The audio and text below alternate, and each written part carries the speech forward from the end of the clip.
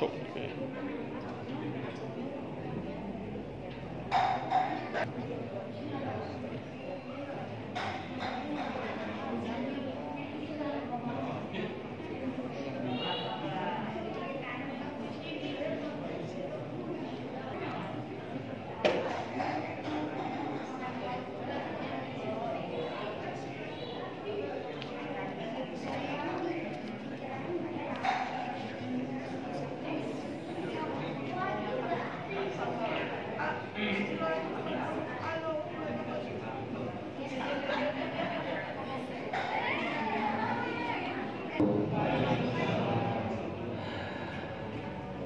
Hamdan wa syukran lillah, asyhadu an la ilaha illallah wahdahu la syarika lah wa asyhadu anna Muhammadan abduhu wa rasuluhu la nabiyya ba'da. Rabbi shrah li sadri wa yassir li amri wa hlul 'uqdatam min lisani yafqahu qawli. Amma ba'd. Kita laksanakan di Masjid Al-Jihad setiap tahunnya, setiap hari Minggu sore. Salawat salam semoga senantiasa tercurah limpah selalu pada baginda Nabi tercinta Nabi Muhammad sallallahu alaihi wasallam. Harapan besar kita semua senantiasa diakui salah, kemudian mencintai Nabi besar Muhammad sallallahu alaihi wasallam dengan cara Allahi wa barakatuh. Bismillahirrahmanirrahim. Alhamdulillahilladzi jama'ana fi hadzal makan wa manna 'alaina bi liqa'il ahibbati wal ikhwan. Wassalatu wassalamu ala sayyidina Muhammadin al-mab'uutsi ilal insi wal jan wa ala alihi wa ashabihi wa man kanat a'maluhu muwafiqatan lis-sunnati wal Qur'an, amma ba'du. Qala Allah Ta'ala fi muhkami tanzilih wa huwa asdaqul qailin. A'udzu billahi as-sami'il 'alim minasy syaithanir rajim. Syahrul Ramadan alladzi unzila fihi al-Qur'an hudan lin-nasi wa bayyinatin minal huda wal furqan, al-ayah. Wa qala Rasulullah sallallahu alaihi wasallam, taraktu fikum amrayni ma in tamassaktum bihi ma lan tadillu abada, kitaballahi wa sunnat rasulih, atau kama qala Rasulullah sallallahu alaihi wasallam. Hadratil mukarramin,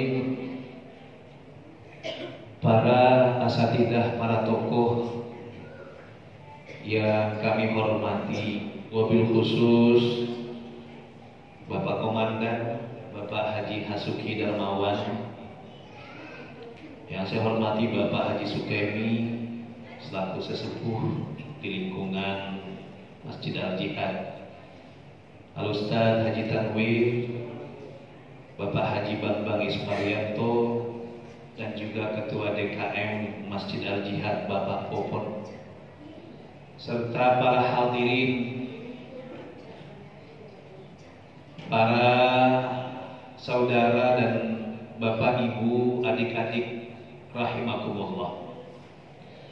Atau sepertiga pertama dari bulan suci Ramadan, fase rahmah, wa awsatuhu maghfirah, dan fase kedua 10 hari kedua itu adalah maghfirah, dan kita sudah ada di ujung. Sebentar lagi nih, tidak lama lagi kita masuk ke fase ketiga dari bulan suci Ramadan, wa akhiruhu itqum minan nar, fase di mana kita mudah-mudahan terbebaskan dari gelembung api neraka. Ramadan berlalu cepat. Di satu sisi alhamdulillah kita bersyukur bisa melewati Ramadan selama 18 hari kemarin dengan baik. Nggak ada yang rontok puasanya misalnya, alhamdulillah ya. Puasanya masih utuh, nggak ada yang ditinggal.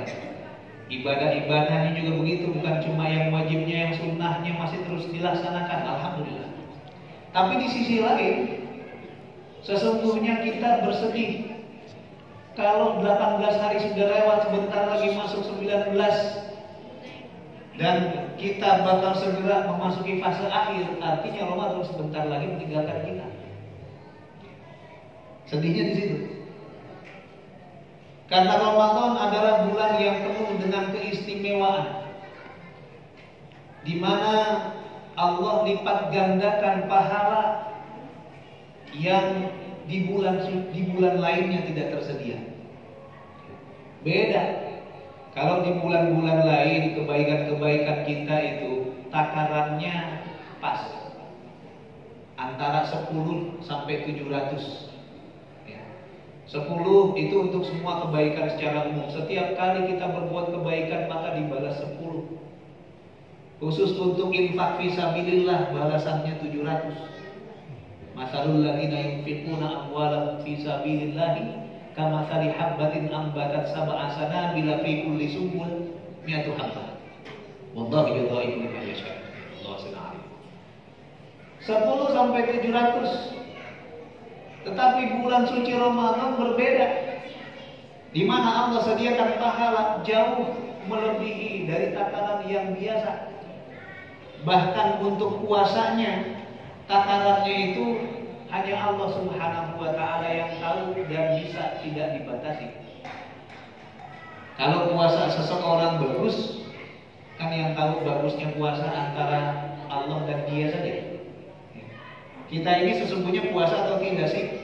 Atau kita hanya sekedar menahan haus dan lapar? Puasanya baru sampai situ. Puasa, tapi kualitasnya baru sampai situ. Kan beda. Maka Allah lah yang tahu seberapa orang sungguh-sungguh berpuasa. Dari situlah Allah kemudian berikan takaran pahala. Bisa jadi Allah berikan untuk seseorang pahala puasanya bukan lagi 10, bukan lagi 100, bukan lagi 1000, tapi 1.000.000 atau bahkan berjuta-juta. Khusus untuk ibadah puasanya. Demikian pula untuk ibadah-ibadah lainnya ada takaran yang beda. Pahala wajib yang biasa kita laksanakan itu punya lipat ganda yang jauh lebih banyak di bulan suci Ramadan. Ada yang mengatakan 70. Ibadah-ibadah sunnah yang kita lakukan, yang kalau di luar Ramadan ibadah sunnah ya pahalanya dapat pahala sunnah. Tapi kalau di bulan Ramadan ibadah-ibadah sunnah yang kita laksanakan Allah kasih nilai pahala wajib, naik derajatnya. Maka kalau Ramadan berlalu, artinya kita kehilangan kesempatan untuk mendapatkan lebih banyak pahala. Tinggal kemudian bagaimana kita mengisi Ramadan ini, terutama ya untuk hari-hari yang belum berlalu, yang ke depan. Masih ada sekitar 11 hari lagi ini, bagaimana kita mau isi? Jangan sampai Ramadan berlalu dan lewat begitu saja, kita termasuk yang rugi atau setidaknya tidak mendapatkan keuntungan padahal Allah sediakan keuntungan. Kita kepengennya begitu Ramadan berlalu, kita termasuk yang beruntung. Kita termasuk yang mendapatkan ampunan dari Allah Subhanahu wa Ta'ala. Itu maunya kita, amin. Amin. Ya. Kalau puasa begini, salah satu keistimewaannya, apalagi jelang-jelang mau berbuka puasa ya. Kalau kita berdoa minta kepada Allah, itu potensi diijabah, potensi diterima oleh Allah lebih besar. Ya. Banyak-banyak doa. Para hadirin dan hadirat jemaah sekalian rahimakumullah. Ramadan istimewa. Dari mulai hari pertama, malam pertama sampai dengan hari terakhir Ramadan, semuanya istimewa. Tetapi keistimewaan Ramadan itu dilatar belakangi oleh beberapa faktor. Di antaranya adalah bahwa bulan suci Ramadan dikenal sebagai bulan turunnya Al-Quran. Syahrul Ramadan alladzi unzila fihi al-Qur'an hudan lin-nasi wa bayyinatin minal huda wal furqan. Bulan Ramadan adalah bulan di mana Allah turunkan Al-Quran di dalamnya sebagai petunjuk bagi semua umat manusia dan sebagai penjelas. Wa bayyinatin minal huda wal furqan. Menjadi petunjuk dan juga sekaligus menjadi al-furqan yang membedakan mana yang baik dan mana yang buruk. Kalau kita mau mengikuti mana yang baik, ikuti Al-Quran. Kalau kita mau menakar pilihan ini baik atau tidak, ini buruk atau tidak, cari landasannya di Al-Quran. Al-Quran membedakan mana yang baik dan yang buruk. Al-Quran disebutkan turun di dalam bulan suci Ramadan. Walaupun sesungguhnya Al-Quran itu seperti yang kita tahu turun kepada Nabi Muhammad SAW dalam rentang waktu 22 tahun lebih. Atau kalau kita membulatkan hampir 23 tahun. Karena 22 tahun berapa bulan? 2 bulan. Yang bilang 22 hari. Allah alam. Kok 222 gitu. Iya. Tapi begitu. Rentangan turunnya Al-Quran adalah dalam rentang waktu mulai dari Nabi Muhammad SAW diangkat sebagai Rasul sampai dengan menjelang kematiannya Nabi Muhammad SAW. Hampir 23 tahun. Lantas mengapa dalam Al-Quran disebutkan bahwa Al-Quran diturunkan di bulan suci Ramadan? Kita perlu pahami bahwa proses turunnya Al-Quran itu ada dua. Yang pertama adalah turunnya Al-Quran daf'atan wahidatan sekaligus. Walaupun Al-Quran itu turun dalam rentang waktu 23 tahun, tapi sesungguhnya kalamullah dalam bentuk Al-Quran itu azali, sudah ada sebelum diturunkan. Ada di mana? Di Lauh Mahfuz, pusat dokumentasinya Allah Subhanahu wa Ta'ala. Sudah ada. Proses turun yang pertama Al-Quran itu adalah daf'atan wahidah. Al-Quran Allah turunkan sekaligus. Artinya lengkap seperti yang kemudian sudah kita terima sekarang. Lengkap diturunkan sekaligus dari Allah Al-Mahfuz. Diturunkan kemana? Sama ibunya, ke langit pertama, langit dunia. Itu proses pertama turunnya Al-Quran. Dan para ulama mengatakan bahwa yang dimaksud dengan diturunkannya Al-Quran di dalam bulan suci Ramadan adalah proses yang itu. Al-Quran diturunkan sekaligus di bulan suci Ramadan, sehingga bulan suci Ramadan menjadi istimewa. Di antaranya salah satu faktornya adalah dengan turunnya Al-Quran di situ.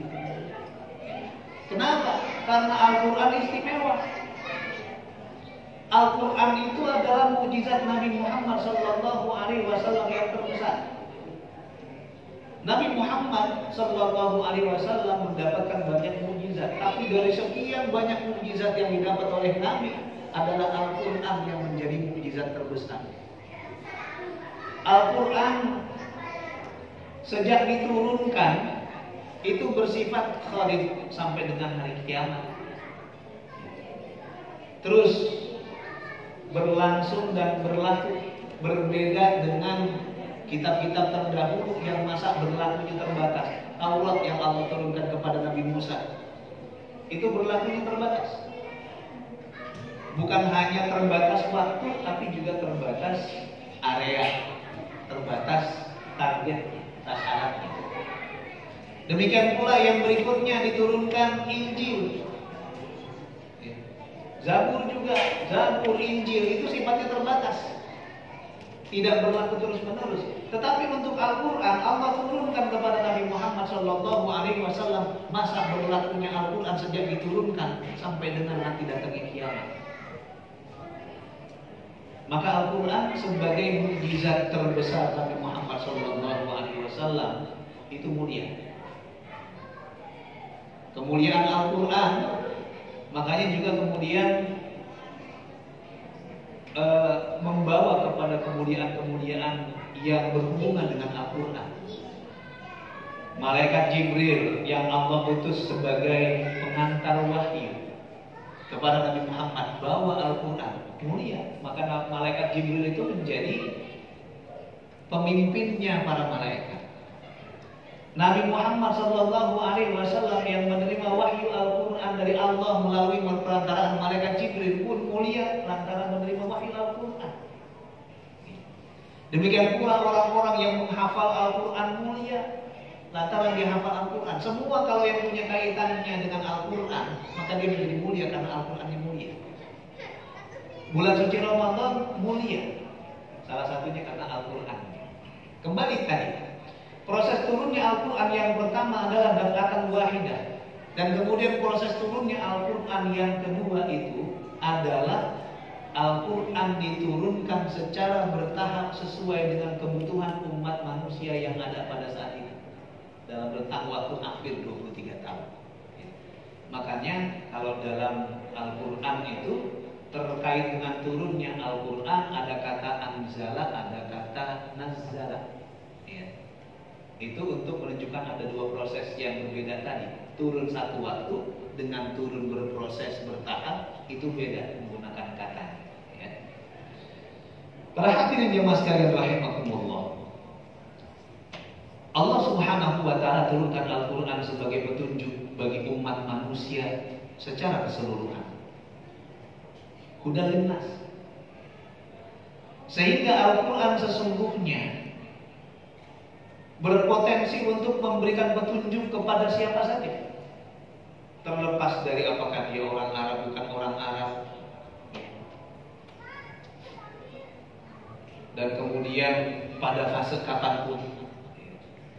Tetapi dalam realitanya jelas kita temukan tidak semua manusia menjadikan Al-Quran sebagai tuntunan. Tidak semua manusia mau menjadikan Al-Quran sebagai landasan dan pedoman kehidupan. Lantas siapa yang menjadikan Al-Quran sebagai pedoman bagi kehidupannya? Kalau kita baca di awal-awal Al-Baqarah, Alif Lam Mim, Dzalikal kitabu la raiba fihi hudan lil muttaqin. Tidak ada keraguan terhadap Al-Quran. Hudan lil muttaqin, Al-Quran merupakan petunjuk bagi orang-orang yang bertakwa. Meskipun Al-Quran Allah turunkan dan peruntukkan sebenarnya sebagai petunjuk bagi siapa saja umat manusia. Karena ada orang-orang yang tidak muslim boleh jadi belajar Al-Quran dan dapat misalnya keuntungan atau manfaat dari Al-Quran, meskipun tidak dapat hidayah, jadi kemudian tidak masuk Islam. Tapi ada orang-orang yang mendapatkan ilmu-ilmu dari yang dia pelajari dari Al-Quran, ya. Meskipun dia tidak beriman. Tapi yang sesungguhnya menjadikan Al-Quran sebagai petunjuk dan landasan kehidupan adalah orang-orang yang bertakwa saja, hudan lil muttaqin. Karena itu ketakwaan inilah yang kemudian bakal menyelamatkan, bukan cuma di dunia tapi juga sampai akhirat. Kenapa? Karena orang yang bertakwa sudah pasti pedoman hidup yang utamanya adalah Al-Quran, maka selamat. Nah, kalau kita kaitkan lagi bulan Ramadan dengan ketakwaan, dengan Al-Quran, ketemu lagi bahwa di bulan suci Ramadan diturunkan Al-Quran. Al-Quran jadi petunjuk bagi orang-orang yang bertakwa. Orang-orang bertakwa itu terbentuk lewat ibadah-ibadah di bulan suci Ramadan. Kita puasa utamanya tujuan akhirnya apa? La'allakum tattaqun. Puasa ujung-ujungnya yang paling ideal kita harapkan adalah membawa kita kepada ketakwaan. Sehingga bulan Ramadan ini memang menjadi sangat penting untuk pembentukan pribadi-pribadi yang taat kepada Allah, takwa kepada Allah, dengan menjadikan Al-Quran sebagai landasan kehidupan. Nah, PR-nya kita, kalau mau menjadikan Al-Quran sebagai pedoman bagi kehidupan kita, maka kita wajib dan perlu membaca Al-Quran. Nyatanya banyak muslim mengaku muslim, tapi masih belum terbiasa, belum cinta baca Al-Quran. Banyak, saya tidak mengatakan bahwa semua, tapi banyak. Bahkan kalau kita mau jujur, masih banyak muslim yang belum bisa baca Al-Quran. Ada yang sudah bisa baca Al-Quran masih terbata-bata dengan tidak menerapkan tajwidnya. makhraj hurufnya masih belum kena, sifatul hurufnya masih tertinggal. Padahal PR-nya sebagai muslim mestinya kita bisa baca Al-Quran. Kalau upaya untuk membaca Al-Quran, memperbaiki diri dalam membaca Al-Quran, ini gak pernah kenal istilah dibatasi waktu. Kapanpun, sampai dengan usia yang sudah tua sekalipun, harus tetap semangat untuk belajar Al-Quran. Kalau sudah umur sekian, beda, nangkepnya lain, lidahnya juga sudah susah untuk diberesin. Boleh jadi, tapi gak masalah, gak apa-apa. Kalau orang sungguh-sungguh untuk belajar Al-Quran, meskipun hasilnya ternyata masih belum jauh berubah, karena tadi lidahnya udah kebangetan kaku, susah diubah untuk beresin bacaannya, Allah Maha tahu. Maka niatan baiknya dan usahanya yang sungguh-sungguh, meskipun hasilnya ternyata belum ideal, tetap pahalanya berlimpah. Orang yang baca Al-Quran kan pahalanya banyak, karena Al-Quran itu al-muta'abbad bitilawati. Al-Quran itu dengan membacanya itu jadi ibadah. Kita baca Al-Quran saja, sekedar baca itu sudah ibadah. Bukan lagi hitungannya berapa surah yang ente baca, bukan. Bukan lagi hitungannya berapa ayat yang kita baca, bukan. Tapi per huruf, setiap huruf yang kita baca maka dikalikan pahalanya 10 kali. Satu huruf kali 10. Kita baca sudah berapa ayat, dikalikan berapa huruf di situ, dikalikan 10. Itu nilai pahala yang kita dapat dari membaca Al-Quran. Buat orang yang tadi membaca Al-Quran tapi terbata-bata, tapi dia masih mau belajar, dia masih mau baca, ya, maka itu pahalanya dia dapat 2 kali. Pahala baca Qurannya dan pahala usahanya untuk kesembuhannya, itu dapat pahala. Jadi ayo, tidak ada kata dibatasi waktu atau sudah terlambat, enggak, ya. Apalagi buat anak-anak kita ini yang masing-masing muda, dorong buat belajar Al-Quran biar bacanya lebih fasih, lebih bagus, ya. Tapi PR berikutnya bukan sekadar kita baca Al-Quran, karena Al-Quran itu adalah tuntunan kehidupan. Bagaimana bisa menjadikan Al-Quran sebagai tuntunan kehidupan kita kalau sekadar kita baca Al-Quran? PR berikutnya adalah kita berusaha untuk mempelajari apa isi dalam Al-Quran. Maka disitulah pentingnya kita ngaji, ikut kajian-kajian. Walaupun kajiannya terkadang ada kajian fikih, ada kajian tauhid, ada kajian tasawuf, ada kajian macam-macam, tapi sumbernya semua dari Al-Quran. Sehingga untuk memahami isi Al-Quran salah satunya adalah dengan mengikuti banyak kajian tadi. Kalau mau lebih asik lagi ya belajar tafsirnya. Untuk bisa memahami apa isi Al-Quran berarti kita belajar penafsiran Al-Quran. Dan itu banyak benar. Kitabnya tinggal pilih mau yang mana. Mau yang 17 jilid atau mau yang cuma sekedar 1-2 jilid. Mau yang dalam bahasa Arab, bahasa Inggris, atau yang sudah diterjemahkan ke dalam bahasa Indonesia. Ada banyak pilihan. Lihat ya. PR berikutnya adalah ketika kita sudah memahami walaupun secara perlahan apa yang terkandung dalam Al-Quran, maka kemudian itu yang harus kita laksanakan. Katanya Al-Quran petunjuk, pedoman bagi kehidupan kita, maka ilmu yang kita dapat dari Al-Quran itu yang kemudian kita laksanakan, kita jalankan dalam kehidupan kita. Baru kita jadikan Al-Quran petunjuk. Kalau Al-Quran betul-betul dijadikan petunjuk dan pedoman bagi kehidupan kita kaum muslimin, maka tidak ada kata kaum muslimin itu terbelakang seharusnya. Kaum muslimin itu maju, kaum muslimin itu dekat dengan ilmu, termasuk tidak anti kemodernan, tidak anti sesuatu yang baru, tidak anti perkembangan zaman, tetapi difilter sesuai dengan ajaran Al-Quran. Para hadirin jemaah sekalian rahimakumullah, bukan hanya turunnya Al-Quran di dalam bulan suci Ramadan yang menjadikan Ramadan itu menjadi istimewa, tetapi keistimewaan Ramadan juga lantaran ada satu malam yang disebut sebagai Lailatul Qadar. Lailatul Qadar adalah salah satu malam istimewa yang terdapat hanya di bulan suci Ramadan, nggak ada di bulan lain.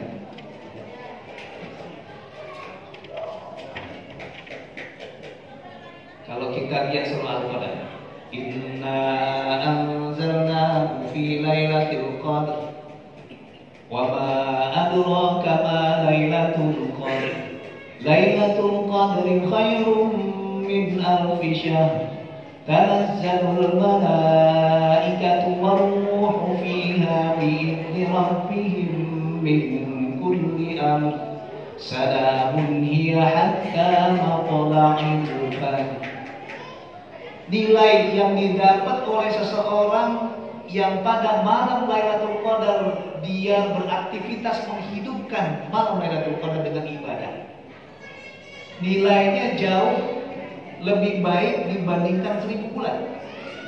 Kalau kita konversi 1000 bulan itu 80-an tahun, lebih dari 80 tahun. Padahal belum tentu kita hidup 80 tahun. Baru ketemu satu Lailatul Qadar dapat kebaikan bernilai lebih dari 80 tahun, lebih dari 1000 bulan. Itu istimewa.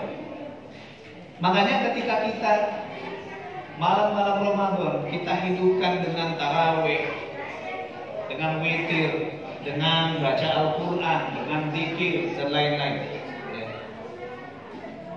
Kita bilang mau kejar Lailatul Qadar, meskipun kita tidak tahu Lailatul Qadarnya kapan sih. Maka kemudian ketika Lailatul Qadarnya datang, malaikat berbondong-bondong turun ke bumi setelah dapat izin dari Allah Subhanahu wa Ta'ala. Apa? Untuk melihat bagaimana umat manusia yang dulu pada saat belum dicipta, ya, itu kan dipertanyakan manusia bakal banyak bikin dosa, bertumpah darah saja. Gitu. Tapi ternyata manusia, ya, khususnya umat Nabi Muhammad SAW mengejar Lailatul Qadar sedemikian rupa, tiap malam dia ibadah untuk kejar Lailatul Qadar. Maka ketika datang Lailatul Qadarnya, malaikat mau menyaksikan bagaimana umat manusia berbondong-bondong ibadah kepada Allah Subhanahu wa Ta'ala. Bagaimana doanya umat Nabi Muhammad SAW pada malam itu diterima oleh Allah Subhanahu wa Ta'ala. Dan malaikat dari mulai maghrib sampai dengan terbitnya fajar itu secara bergantian turun, ada yang naik, turun lagi sampai dengan terakhir, semuanya ikut menyaksikan dan mendoakan buat orang-orang yang pada malam itu beraktivitas ibadah menghidupkan malam Lailatul Qadar karena Allah Subhanahu wa Ta'ala. Istimewa. Enggak kita dapat di bulan lain. Pertanyaannya, kapan Lailatul Qadar? Itu yang disembunyikan dan menjadi rahasia Allah Subhanahu wa Ta'ala. Meskipun ada banyak pendapat, ada yang mengatakan malam Lailatul Qadar itu adalah malam 17. Ada yang mengatakan malam Lailatul Qadar itu adalah di 10 malam terakhir cari yang ganjil-ganjil. Ada yang mengatakan malam Lailatul Qadar itu sudah ditetapkan malam 21, 23, 25, 27. Kalau di Mesir dan beberapa negara Timur Tengah, itu kalau malam 27 yang sholat tarawih dan sholat witir numpuk penuh, ya. Walaupun sholatnya lebih lama, di banyak tempat itu kan sholat tarawih dan witirnya saja lebih dari 1 juz, itu udah lama. Bacaannya nggak seperti kita yang ngebut, bacaannya enak didengar, ya. Plus ditambah lagi ketika kunutnya itu panjang, bukan kunut subuh yang biasa kita baca. Kalau kunut subuh kan cuma berapa? 2 menit paling, 1 menit udah. Ini kunutnya di atas 15 menit, kunut doang, ya, panjang gitu. Apalagi kalau musim dingin, makin syahdu. Kalau ada masjid, nama masjidnya Masjid Amr bin As, ya. Ini masjid panglima Islam dulu yang memimpin masuknya pasukan Islam ke Mesir, ya, Amr bin As. Di masjid ini kalau malam 27 mau dapat tempat sholat di dalam, maka harus lebih awal datangnya. Kalau yang datang habis maghrib itu insya Allah dari luar. Ya, kalau mau datangnya dapatnya di dalam itu dari habis asar udah harus ada di situ. Ya. Apalagi yang berangkat dari rumah habis maghrib baru jalan, itu itu dapatnya di jalanan. Kalau di jalanan, numplak gitu. Kenapa? Karena mereka percaya malam 27 itu adalah malam Lailatul Qadar. Tapi tetap begitu banyak pendapat di kalangan ulama, di kalangan bahkan sahabat tentang Lailatul Qadar, tapi Nabi Muhammad tidak mengatakan ini yang benar. Allah tidak membuka rahasia bahwa Lailatul Qadar adalah pada malam ini. Enggak. Bahkan ada ulama yang mengatakan bisa jadi Lailatul Qadar itu terjadi pada malam pertama bulan Ramadan. Maka bagi yang mau dapetin Lailatul Qadar dari malam pertama sampai malam terakhir, jagain juga, ya, supaya nggak kelewat. Karena tiap malam itu nggak pernah dia sia-siakan, nggak pernah dia tinggalkan, maka insya Allah dia dapat. Ya, gitu. Nah, memang ada hadis Nabi SAW yang mengatakan taharraw Lailatul Qadari fi ashril awakhir min Ramadan. Carilah Lailatul Qadar itu di 10 malam terakhir dari bulan suci Ramadan. Ada lagi hadis yang mengatakan taharraw Lailatul Qadari fil witri minal ashril awakhir min Ramadan. Cari Lailatul Qadar itu di malam-malam witir di 10 hari terakhir Ramadan. Ada hadisnya. Tapi itu juga tidak memastikan. Artinya ada kemungkinan lebih besar dapat di situ. Tapi ada kemungkinan lain, bahkan tadi ada ulama mengatakan malam pertama bisa saja Lailatul Qadar. Nah, sekarang kita bicara keutamaan 10 hari terakhir dari bulan suci Ramadan. Apakah keutamaan itu didapat lantaran ada kemungkinan Lailatul Qadar di situ? Sebenarnya kita mengistimewakan 10 hari terakhir bulan suci Ramadan lantaran Rasulullah Shallallahu Alaihi Wasallam. Rasulullah setiap Ramadan itu diperlakukan istimewa. Jadi bukan berarti dipilih-pilih ini istimewa, tidak. Ramadan dari malam pertama sampai dengan terakhir semua istimewa. Hanya saja Rasulullah memperlakukan 10 hari terakhir Ramadan jauh lebih istimewa. Ibadahnya lebih kencang.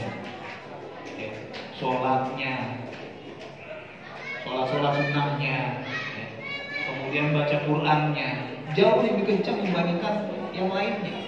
Maka keistimewaan 10 terakhir itu adalah lantaran Nabi memperlakukannya dengan lebih kencang tadi ibadahnya, termasuk dengan iktikafnya. Nabi Muhammad itu sampai dengan terakhir ketemu Ramadan terus iktikaf 10 terakhir Ramadan itu 10 hari terakhir iktikaf di masjid. Maka dari situlah kita dapat keistimewaan terakhir Ramadan itu 10 hari terakhir jangan ditinggalkan.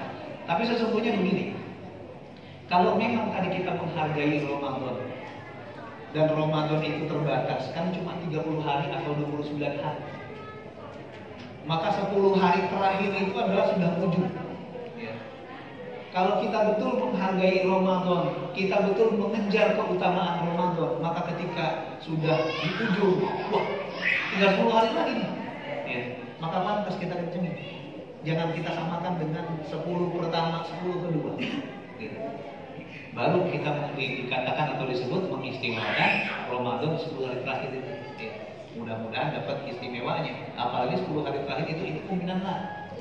Kesungguhan kita kalau beribadah itu mudah-mudahan menjadikan kita punya tiket untuk terbebas dari api neraka.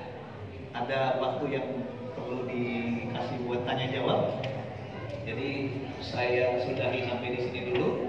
Kalau ada yang ingin bertanya, silakan. Dipersilakan.